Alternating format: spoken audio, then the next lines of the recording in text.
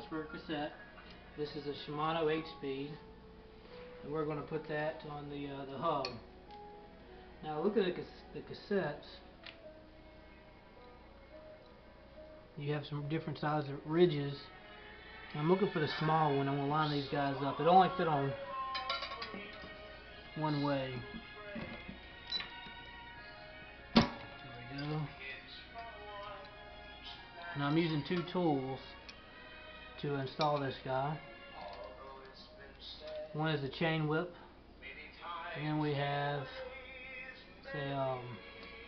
like a special socket for tightening up the hub.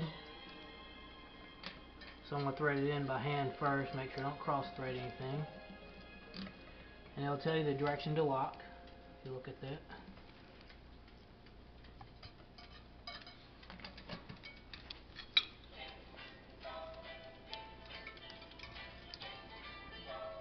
Alright, then we'll put my chain whip on here.